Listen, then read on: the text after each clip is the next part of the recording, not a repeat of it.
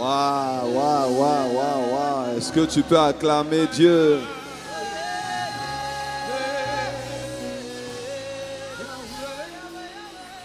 Nous venons d'entamer 3 jours extraordinaires avec le docteur Eric sur la santé mentale. Est-ce que tu peux donner une offrande d'acclamation à Dieu? Vraiment, waouh, waouh, waouh, waouh. Et quelqu'un dise un bon amen. Dis à ton voisin, est-ce que tu étais là? Est-ce que tu étais là? Si tu n'étais pas là, nous rendons grâce à Dieu pour toi, mais vraiment... Vous savez, Dieu a dit à Élie, va à Sarepta, j'ai ordonné à une veuve de te nourrir là-bas. J'ai ordonné à des corbeaux de te nourrir là-bas. Il y a des moments où il faut être là, il y en a qui sont là-bas alors qu'il faut être là, il y en a qui sont là alors qu'il faut être là-bas. Mais en tout cas, il fallait être ici. Que quelqu'un dise un bon amen. Parce que Dieu nous a fait énormément de bien.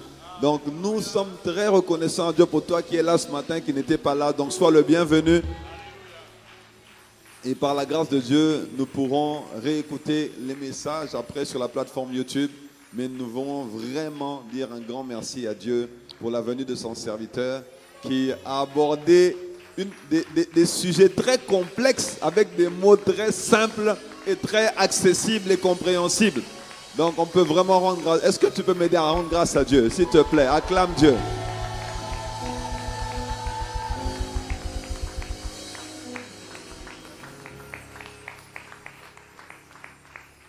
Donc, sans trop de protocole, j'aimerais juste introduire notre orateur de ce matin qui nous vient de Toronto, au Canada. Il est notre professeur de théologie dans notre formation biblique. Nous avons fait un bachelor l'année dernière et un master cette année. Et donc, vous comprenez bien, il est professeur en théologie, il est psychothérapeute, il est coach, c'est un mentor, il a tellement de casquettes, mais surtout, il est venu nous parler cette semaine de santé mentale. Et il a été une énorme source de bénédiction pour l'Église. Et nous voulons vraiment rendre grâce à Dieu et juste inviter donc notre orateur de ce jour qui est marié à Sophie. Ils ont 4 enfants. Donc c'est un homme qui est très équilibré. Très équilibré. Et vraiment... avant de te donner le micro, docteur Eric, j'aimerais au nom vraiment de la grande famille Impact Centre Chrétien Guadeloupe et toutes nos familles connectées, rendre grâce à Dieu pour ta vie. Parce que, oui, rendre grâce à Dieu.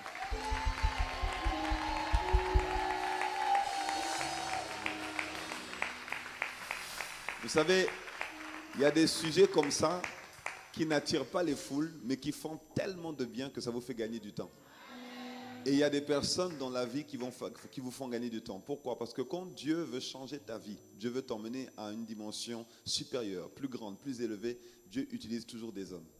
Et donc Dieu passe à travers des hommes pour faire du bien aux hommes. Et aujourd'hui, nous voulons juste rendre grâce à Dieu, acclamer le Seigneur pour son serviteur, le docteur Eric, et l'inviter sur la plateforme.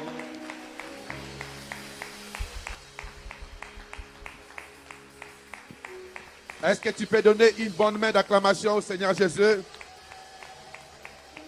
Est-ce que tu peux lui donner une main d'acclamation prophétique? Est-ce que tu peux déclarer quelque chose sur ta vie? Lui dire comment tu l'aimes.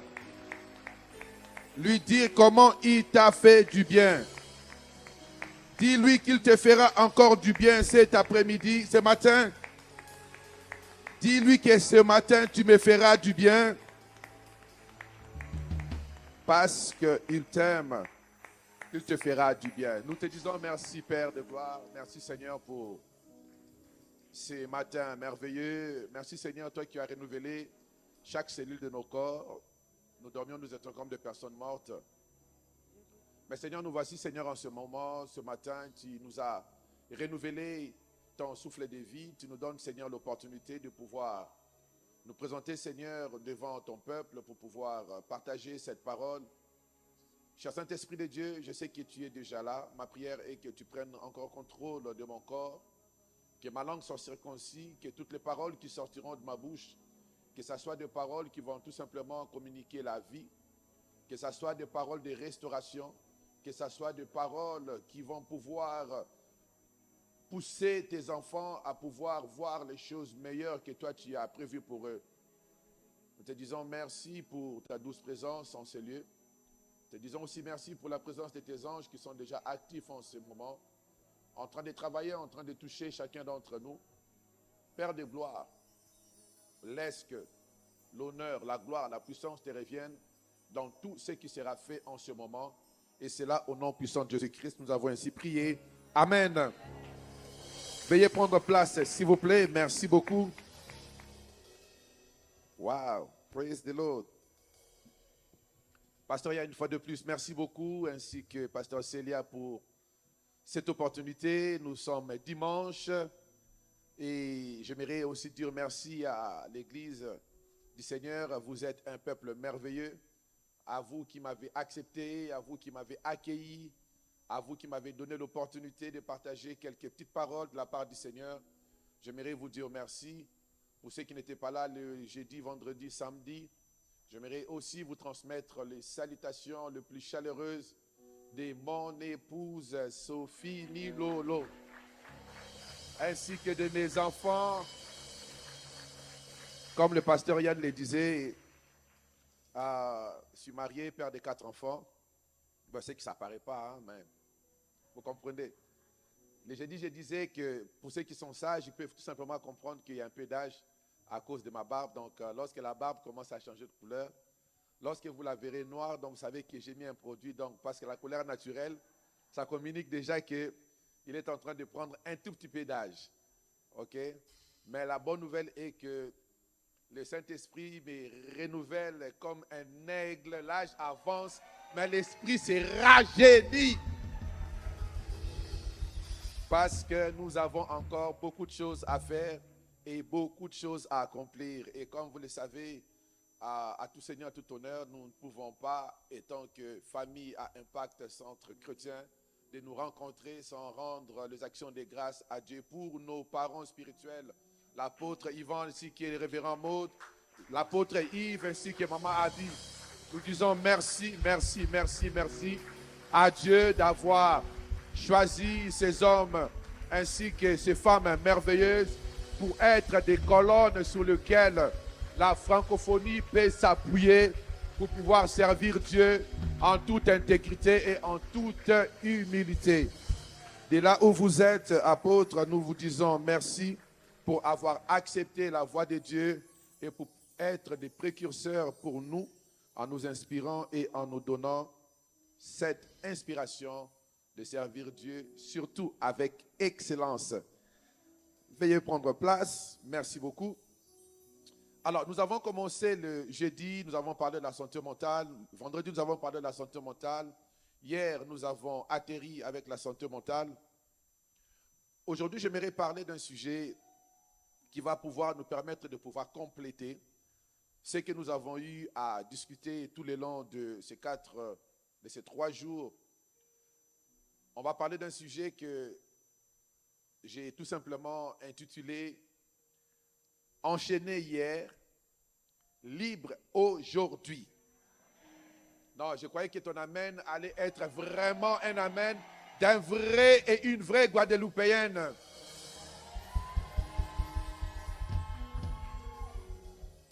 Enchaîné hier, libre aujourd'hui.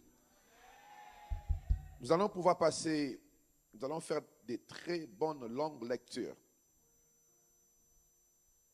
On va aller rapidement dans le livre des Actes. Nous prenons le chapitre 16.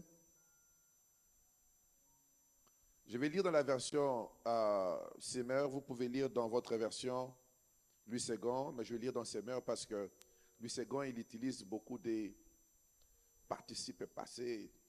Nous firams. Il y a trop de âmes, donc alors. Comme Dieu a permis qu'il y ait aussi la version Semeur, donc moi je vais aller lire dans les passés composés. Vous lisez, nous mangeons, nous dansons. Franchement. Alors, la Bible dit ceci. On va lire tous les chapitres, comme ça, on va pouvoir les contextualiser. OK? J'aime souvent dire, vous savez, nous avons développé une mauvaise habitude dans le corps du Christ, surtout nous prédicateurs de foi. Je ne dis pas que c'est mauvais, je le fais moi-même. Des fois, on prend juste un verset, mais il est aussi important, surtout lorsque nous nous retrouvons dans un contexte comme celui-ci, les dimanches, de prendre le temps de pouvoir lire la parole de Dieu dans son entièreté, les contextualiser et ensuite tirer ce que Dieu veut que nous puissions tirer pour notre édification. Allons-y. Luc 16, je lis au nom du Seigneur. La Bible dit ceci. Paul s'est rendu ensuite à Derbé, puis à Lystre. Il y trouva un disciple nommé Timothée. Sa mère était une croyante d'origine juive et son père était grec. Le frère de Lystre et d'Iconium disait beaucoup de bonnes choses sur lui.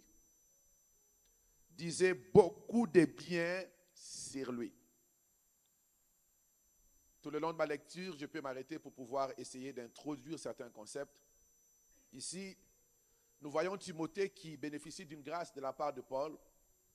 Et la grâce de Timothée est liée à son témoignage. Beaucoup disaient de bien de lui. En quelque sorte, la Bible essaie de pouvoir nous enseigner ici que Timothée n'a pas été choisi simplement parce qu'il était né de nouveau. Mais Timothée a été choisi parce que Timothée veillait à sa marche avec Dieu. Et sa marche avec Dieu, les gens qui étaient autour pouvaient témoigner de ce que Timothée était.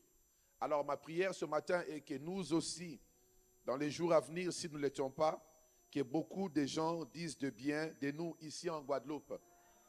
Ah non, pourquoi tu es aussi lent? Je déclare que la grâce de Timothée puisse être aussi ta grâce au nom puissant de Jésus. Que nous soyons le reflet de la gloire, que les gens parlent du bien de nous. Pas seulement parce que nous disons aux gens que nous sommes de bonnes personnes, mais parce que notre comportement, notre attitude, notre personne témoigne réellement de la gloire de Dieu. Alors Paul désira de les prendre avec lui. C'est tout simplement le bon témoignage de Timothée qui a ouvert la porte à ceux qui puissent accéder au ministère de la parole. Que cela soit la portion d'une personne ce matin. Il emmena donc et le fit circoncire par égard pour les Juifs qui habitaient dans ces régions et qui savaient tous que son père était grec. Dans toutes les villes où il passait, il communiquait aux frères les décisions prises par les apôtres et les responsables de l'église à Jérusalem en leur demandant de s'y conformer. Et les églises s'affermissaient dans la foi et voyaient augmenter chaque jour le nombre de leurs membres. Ils traversèrent la Galatie, Phrygienne, parce que le Saint-Esprit les avait empêchés d'annoncer la parole dans la province d'Asie. Il y a des moments où nous devons être très sensibles. Un enfant de Dieu ne va pas partout simplement parce qu'il doit aller. Nous devons être sensibles. Il y a des moments où le Saint-Esprit peut nous demander de ne pas être à un endroit. Ce n'est pas parce que tu es supposé prêcher l'évangile que tu dois le prêcher au moment où tu n'as pas encore reçu la direction du Saint-Esprit de pouvoir l'annoncer. Parce que le temps peut ne pas être fertile pour cette personne-là, mais puisque tu as été en précipitation par orgueil, tu vas bousiller les tours. Et la Bible dit que parvenu près de Mysie, il s'est proposé d'aller à Bithynie, mais là encore, l'Esprit de Jésus s'opposa à leur projet. Très intéressant. Hein? Ils traversèrent donc la Mysie et descendirent au port de Troas. Là, Paul eut une vision au cours de la nuit.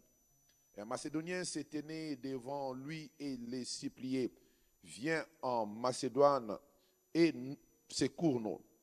À la suite de cette vision de Paul, nous avons aussitôt cherché à nous rendre en Macédoine, car nous avions la certitude que Dieu lui-même nous appelait à y annoncer l'évangile. Nous sommes embarqués à Troas et nous avons mis directement le cap sur l'île de Samothrace. Le lendemain, nous avons atteint Néapolis. De là, nous sommes allés jusqu'à la colonie romaine de Philippe, ville du premier district de Macédoine. Nous avons passé plusieurs jours dans cette ville. Les jours du sabbat, nous nous sommes rendus hors de l'enceinte de la cité, au bord d'une rivière où nous supposions que les Juifs se réunissaient d'habitude pour la prière. Quelques femmes étaient rassemblées là et nous nous sommes assis avec elles et nous leur avons parlé. Il y avait parmi elles une marchande d'étoffes, de pourpre nommée Lydie, originaire de la ville de Thyatire, une non-juive qui adorait Dieu. Elle écoutait le Seigneur ouvrir son cœur de sorte qu'elle fut attentive à ce que disait Paul. Elle fut baptisée avec sa famille et ceux qui en dépendaient.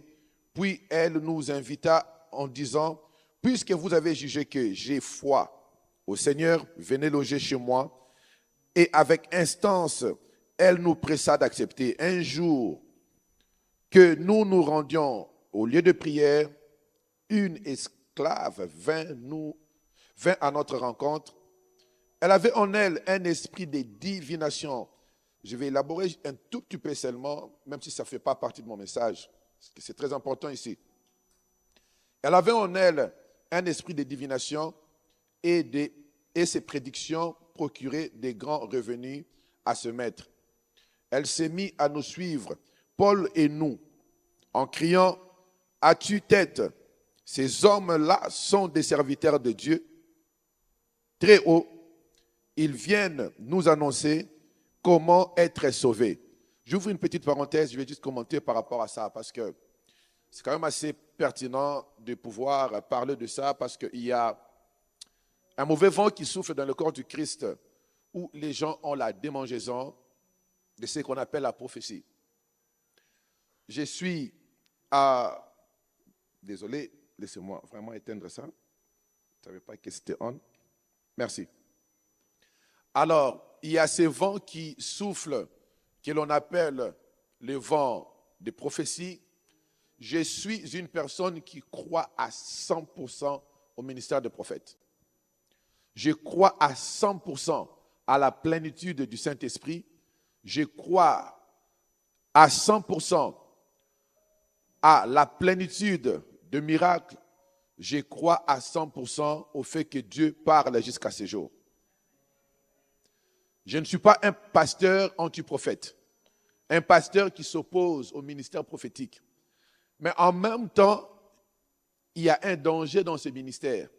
Pourquoi? Parce que les ondes de fréquence de téléchargement de messages, que ce soit ceux qui sont dans le monde prophétique à l'Église, servant d'une manière digne avec le Seigneur, que ce soit ceux qui sont dans des pratiques occultes, qui utilisent la divination, ainsi que la divination pour faire des prédictions, malheureusement, la ligne de démarcation est très minime et elle n'est pas visible aux yeux des personnes qui ne sont pas encore trop élevées à une dimension spirituelle quelconque.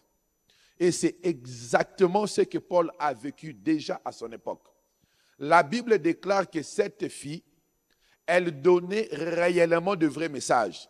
Bizarrement, pas seulement qu'elle donnait le vrai message, ce qui est traumatisant ici, c'est que le premier jour, lorsque cette fille est sortie, elle a donné le message, Paul a cru que c'est Dieu qui avait fait quoi? Parler. Il était content. Vous imaginez? Vous passez quelque part, on crie devant tout le monde.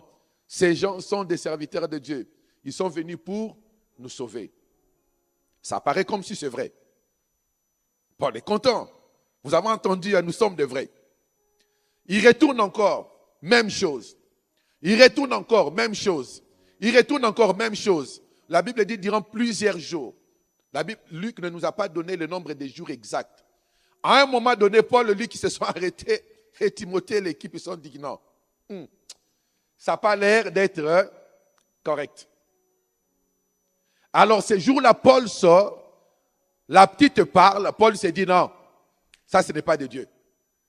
Paul commande à l'esprit de Python qui était chez la fille de sortir et la fille fut délivrée. Je me permets de tout simplement attirer à notre attention d'être prudent parce que dans notre culture, nous avons souvent cette démangeaison de pouvoir commencer à aller chercher de messages au moment où Dieu ne les a pas donnés. Faites attention parce que nous vivons dans un monde où les gens, pour des raisons de notoriété ou de grandeur, il y a beaucoup de gens qui citent les noms de Jésus, mais malheureusement, ils opèrent avec l'esprit que cette femme, que cette fille avait. Je vous le dis de tout cœur, pourquoi? Parce que, Église de Dieu, le temps est tellement mauvais. Aujourd'hui, ces gens détiennent de très grandes chaînes sur YouTube, Facebook et autres. Bon nombre sont très populaires. Ils vous parlent un bon anglais, un bon français. Ils ont l'aisance, ils ont l'argent. Du coup, lorsqu'on regarde Pasteur Yann et moi devant eux, c'est eux qui apparaissent comme si c'est eux qui sont dans le Seigneur. Ils réunissent 10 000 personnes en une seule journée. Donc vous vous imaginez, ils voyagent en jet privé. Donc si nous on vient parler de Jésus, notre Jésus est maigre parce qu'eux ils vont dire que c'est qu'eux ils font. Même si Jésus n'est pas là, ils vont dire aux gens, regardez, moi j'ai volé en jet privé et lui il est allé attendre 8 heures de transfert pour venir vous prêcher. Mais faites attention, tout ce qui brille n'est pas vrai. Que Dieu nous aide. C'était juste une petite parenthèse parce que l'ennemi s'est déchaîné dans le corps du Christ. Aujourd'hui, il est en train de ravager les gens. Et cet esprit qui opérait dans cette fille opère encore aujourd'hui. Et malheureusement, plusieurs personnes en sont victimes. Nous allons pouvoir continuer avec enchaîner hier et libre aujourd'hui. La Bible dit ceci. Elle s'est mise à nous suivre, Paul et nous, en criant à tue-tête.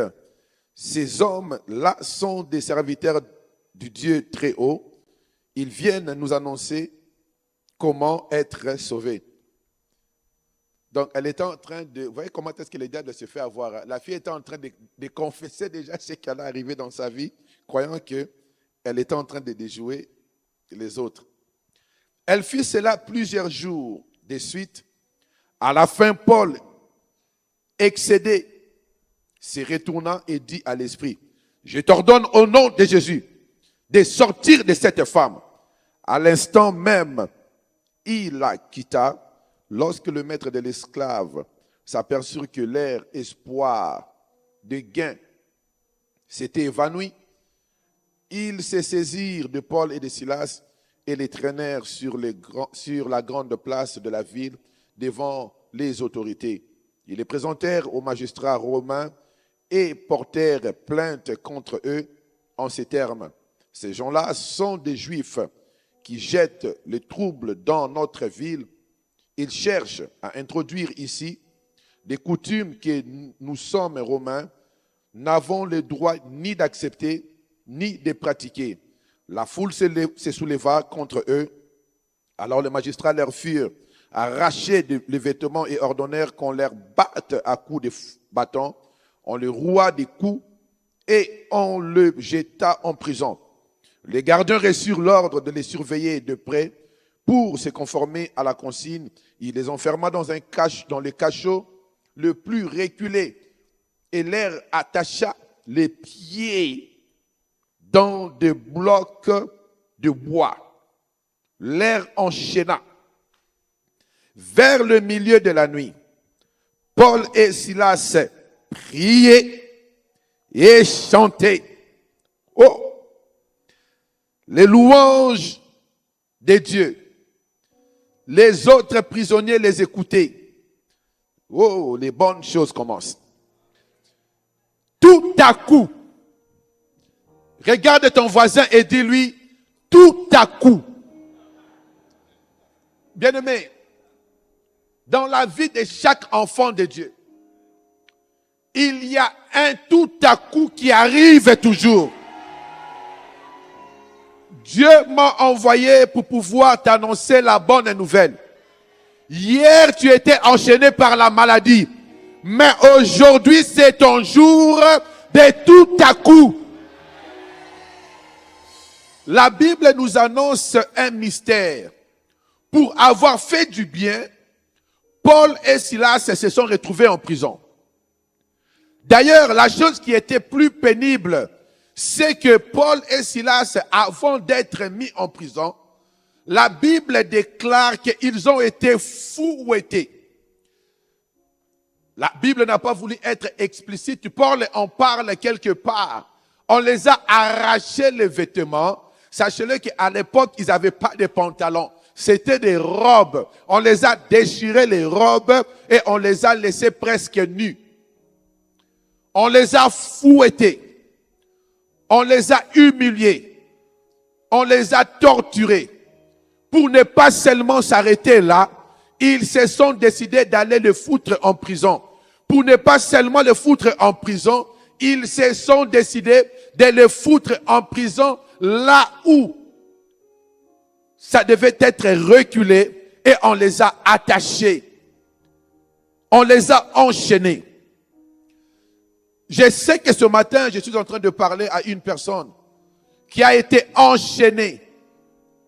Une personne qui a été humiliée. Tu es peut-être là dans cette salle ce matin. Tout le long de ces assises, nous avons parlé de la santé mentale. Nous avons vu que la maladie a pour objectif, sur le plan mental, de pouvoir nous empêcher à accomplir les plans de Dieu pour notre vie. Nous avons compris que il y a des maladies qui viennent, que ça soit, on ne va pas y retourner, sur le plan génétique, que ça soit biologique, que ça soit environnemental, que ça soit spirituel. Dans tous les 4 scénarios, nous avons compris tout simplement que les plans de l'ennemi, en libérant la maladie dans nos vies, c'est pour pouvoir nous empêcher à accomplir ce à quoi Dieu nous a appelés. Peut-être que ton état de santé t'avait mis dans un état d'humiliation. À cause de ce que tu as souffert, les gens, le monde t'a rejeté. On t'avait donné des noms, on t'avait donné des qualifications parce que tu as souffert. Dieu m'envoie ce matin pour t'annoncer la très bonne nouvelle. Aujourd'hui, c'est le jour de tout à coup. Dans la vie de chaque enfant de Dieu, il y a un temps prévu par Dieu où Dieu se décide de changer l'histoire de la destinée d'une personne. Et ma prière ce matin est que ce temps-là soit aujourd'hui pour toi et moi. Tu as assez souffert et le temps est arrivé où Dieu veut pouvoir briser le mauvais fondement de ta vie pour te donner l'opportunité d'aller de l'avant. Pasteur Yann, la chose qui m'intéresse ici, c'est que la Bible dit que on a foutu Paul et Silas en prison. Au lieu que Paul et Silas puissent se mettre à pleurer, la Bible déclare que eux en prison, ils se sont mis à prier et à louer. Oh, je croyais qu'il y a quelqu'un qui m'a saisi ce matin. Vous savez bien aimé, notre attitude face à la souffrance détermine les résultats que nous pouvons engendrer en tant qu'enfants de Dieu. Nous ne sommes pas de la race des gens qui sont appelés à pleurnicher, à pleurer et à se rendre malheureux. Paul avait compris cela. Pas seulement que j'ai des blessures, on va les voir plus bas. Pas seulement que j'ai été humilié. Pas seulement que j'ai été torturé. Mais on m'a aussi enchaîné. Tu as été enchaîné dans ta vie. On t'avait mis dans des chaînes pour pouvoir t'empêcher de pouvoir accomplir ce à quoi Dieu t'a appelé. Vous savez, l'enchaînement a pour objectif de pouvoir empêcher une personne à mener une vie de liberté. L'enchaînement a pour objectif de pouvoir anéantir le potentiel que la personne, le potentiel que Dieu a mis en la personne. L'enchaînement a pour objectif de pouvoir détruire l'espérance et l'espoir que Dieu a mis en toi. Je ne sais pas quelle est ta situation ce matin. Peut-être que tu es là, tu as été enchaîné par des dettes. Tu vis tellement dans un état où tu te dis que enough is enough. Peut-être que tu es là tout le long de cette année. À un moment donné, tu as même contemplé t'enlever la vie. Je parle clairement à une personne que je vois dans la salle. Tout le long de cette année, tellement que les situations apparaissaient pénibles, tu t'es dit à un moment donné, je crois mieux que la mort sera beaucoup plus bénéfique pour moi que vivre. Pourquoi? Parce que tu as l'impression que tu es devenu humilié. Le monde t'a humilié, mais Dieu n'a pas encore fini avec toi. Le monde t'a donné des qualifications. Dieu n'a pas encore fini avec toi. Vous savez, il y a une histoire que j'aime beaucoup dans la Bible.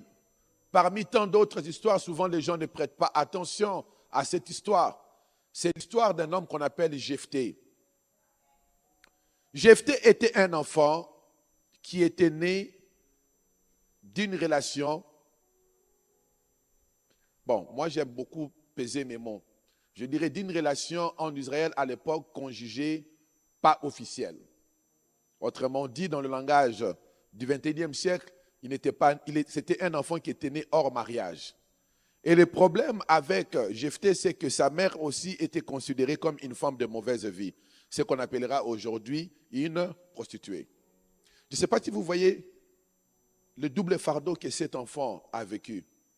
Pas seulement que tu nais dans une relation extra-conjugale, mais pire que ça, ta mère, c'est aussi une femme de mauvaise vie.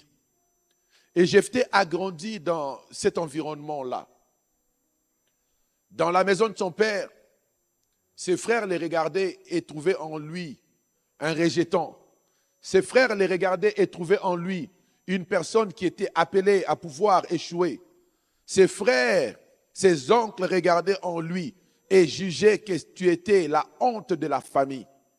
Je ne sais pas s'il y a un Jephthé dans cette salle ou bien une Jephthé. Mais voici ce que j'aimerais t'annoncer. La Bible dit que sous cette atmosphère familiale toxique, Jephthé s'est retrouvé un jour chassé de la maison de son père. Et il s'est retrouvé dans la rue. Mais la bonne nouvelle, c'est que sa mère, malgré le fait qu'elle était prostituée, la mère de Jephthé avait appris à Jephthé qu'il y avait un Dieu d'alliance. Et Jephthé connaissait ce Dieu-là.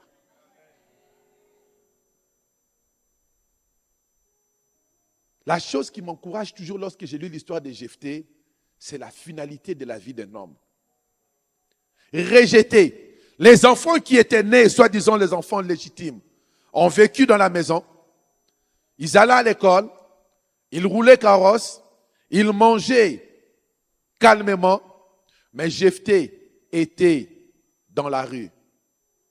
Mais il arriva à un moment donné où Jephthé développa quelque chose que ses frères n'avaient pas développé. Ses frères avaient oublié que Jephthé était né à l'image de Dieu. Cette histoire d'extra-conjugale, oui, je ne suis pas pour à la débauche, mais ici je parle en sa qualité étant qu'un être créé à l'image de Dieu. Jephthé n'était pas différent de ses frères qui étaient nés, soi-disant dans un mariage légal.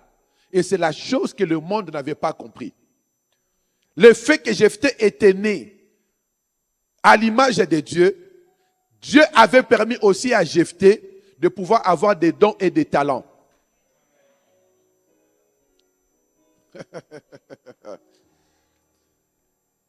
Dieu avait permis à ce que Jephthé ait aussi des dons et des talents. Né hors mariage, oui. Selon la constitution française, oui. N'étant pas ayant droit, oui. Selon la constitution des hommes, oui. Mais pas selon la constitution de Dieu. La Bible déclare que Jephthé a commencé à développer ce que Dieu l'avait donné. Et dans le cadre de Jephthé, c'était son endurance physique. Salomon dit que les dons que tu possèdes t'ouvrira des portes et te permettra de t'asseoir sur la table avec des grands. Jephthé s'est mis à développer ce que Dieu avait mis en lui. Ses frères mangeaient calmement à la maison, mais Jephthé développait ce que Dieu avait mis en lui. Lorsque vous lisez l'histoire de Jephthé, vous allez voir que Jephthé, c'est une personne qui a souffert de beaucoup de traumatismes sur le plan mental. C'est quelqu'un qui avait beaucoup de blessures au fond de lui. Mais Jephthé avait pris pour décision de regarder vers Dieu au lieu de regarder vers les hommes. Alors, il arrivera un tout à coup dans la vie de Jephthé. Israël se retrouve menacé. Les frères de Jephthé qui ont grandi et qui sont nés dans le mariage étaient des peureux. Et ça prenait quelqu'un qui était capable de s'élever, de mettre sa vie à risque pour pouvoir aller affronter les ennemis d'Israël. Et ça, les enfants légitimes n'avaient pas la capacité de le faire. Dans la maison du père de Jephthé. La Bible dit que les hommes, les anciens d'Israël sont venus rencontrer Jephthé. Ils ont demandé à Jephthé, ils ont dit à Jephthé, est-ce que tu peux venir t'associer à nous pour pouvoir aller se battre contre les ennemis? Jephthé a vite compris l'opportunité qui s'était présentée. Il leur a dit non, il n'y a pas de problème. Moi d'ailleurs, j'ai été déjà chassé de la maison de mes parents. Je suis déjà habitué à chaque jour à m'attendre à la mort. Je vais aller avec vous. Mais voici ce qu'on va faire. Si je vais, vous allez aussi comprendre que moi, je vais régner sur vous.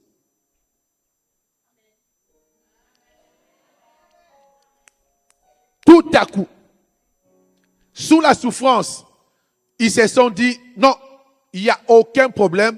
Nous acceptons d'aller en guerre avec toi, remporte les victoires et tu vas pouvoir régner sur nous. Jephthé accepta cette responsabilité. Il alla en guerre, pour couper l'histoire courte, il remporta des victoires et Jephthé se retrouva comme juge en Israël. Du rejet à la royauté. Parce qu'à l'époque, les juges étaient l'équivalent de ceux qu'on appelait plus tard à l'époque de David, de rois. C'était eux qui dirigeaient. J'aimerais encourager une personne qui a vécu de blessures émotionnelles. Une personne qui a été le fruit des rejetons. Tu es là, tu es une fille. Tu as été rejetée parce que tu es venu au monde à travers une union qui n'était pas correcte. Tu es un frère. À tout moment, tu lis et tu relis ton passé par rapport aux événements tristes et fâcheux qui se sont passés dans ta vie. Je viens t'annoncer la bonne nouvelle. Aujourd'hui, c'est le jour de tout à coup dans ta vie. Commence par développer ce que Paul et Silas avaient fait.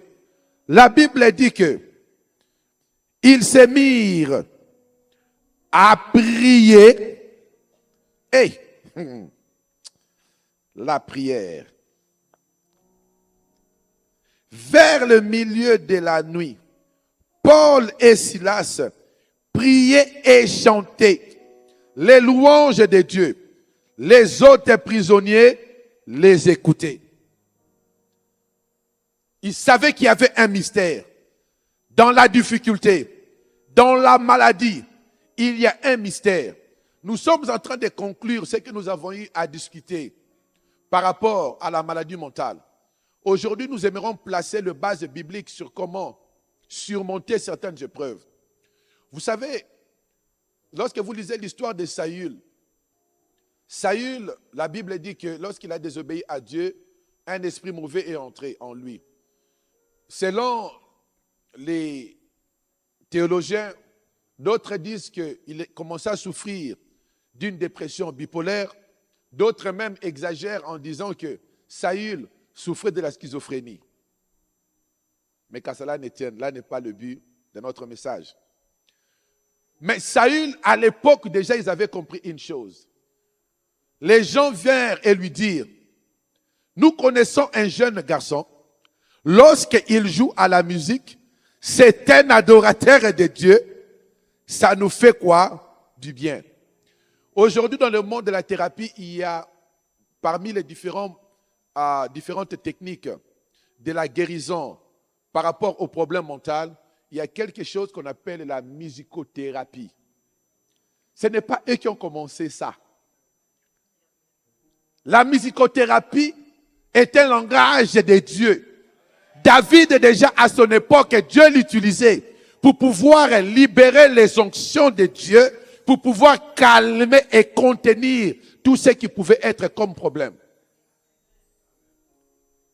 Et il parle de la musicothérapie. Aujourd'hui, je viens vous annoncer que nous avons meilleur que la musicothérapie parce que le fondement de la musicothérapie, nous les trouvons où? Dans la parole de Dieu. C'est ce que Paul et Silas avaient fait.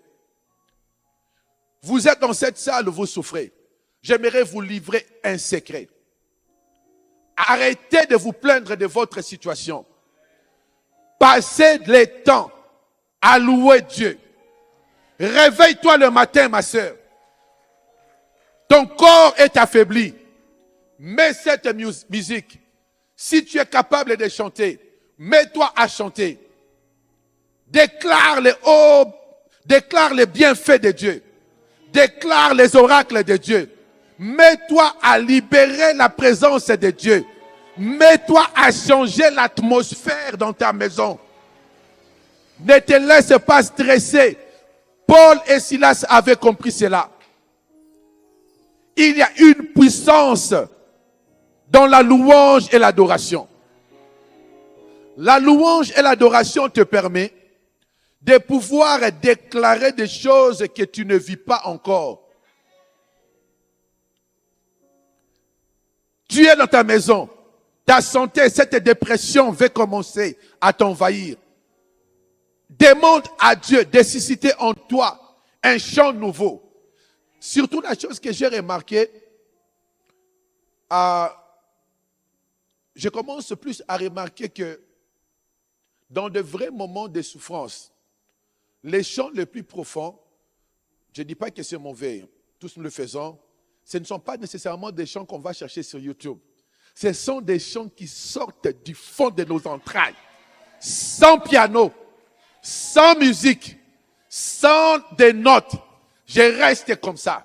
Tu es le Dieu de ma délivrance, malgré ma dépression, tu vas me sauver, tu me sauveras. Tu t'en fous que ton chant ait des notes ou pas, que ton chant ait, je ne sais pas, non, il n'y a pas question de forme. Tu libères, tu libères, tu libères, tu libères, tu libères, tu libères. Plus que tu libères, tu vas voir subitement l'atmosphère de ta maison commencer à faire quoi? À changer. Ça, je l'ai remarqué. C'est pas mauvais de se connecter sur YouTube, écouter. Mais aujourd'hui, je suis plus que convaincu. Parce que moi-même, je vis cette expérience-là. Les chants qui sortent de moi. Vous savez, moi, j'ai un problème. Des fois, je chante, je peux composer un chant. Dès que je termine, je ne sais même plus me rappeler ce que je venais de chanter. Et c'est là où je comprends que ce sont des prières profondes que je venais de faire. Passe ton temps à prier. J'aimerais simplifier l'équation de lorsque tu es dans la souffrance de ce qu'on appelle prière. Vous savez, les gens ont peur, Pasteur Yann, lorsqu'on leur demande de prier, parce que les gens croient que lorsqu'on leur dit de prier, ça veut dire obligatoirement, je m'en vais dans un coin de la maison, je m'agenouille et je commence. Non, ce n'est pas ça. Toutes les déclarations que tu fais en ce moment-là, tu es en train de faire la vaisselle. Seigneur, je te dis merci. Mon fils n'était pas né pour être la queue, mais il était né pour être la tête.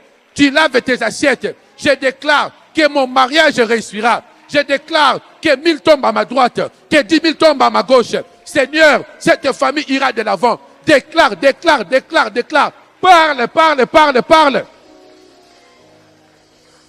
En libérant ces paroles, tu es en train de prendre possession des territoires.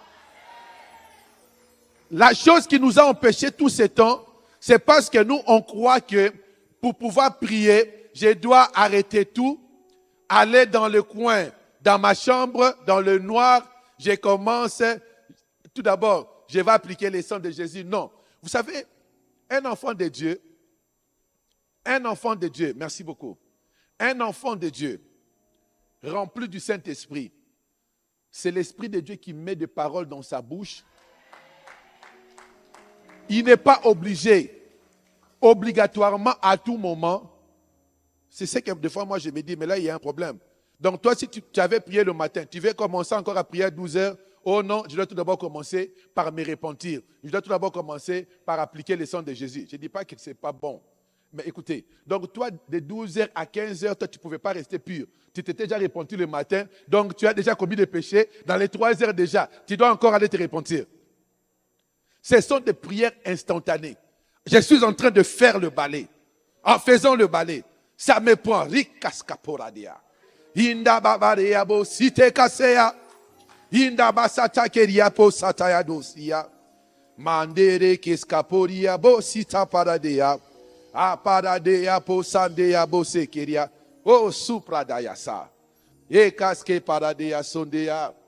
Mandere kesikara doskapo saya te skape. Marendaya sataya. Ah, hey. Mon frère, laisse-moi continuer le message. Ça risque de...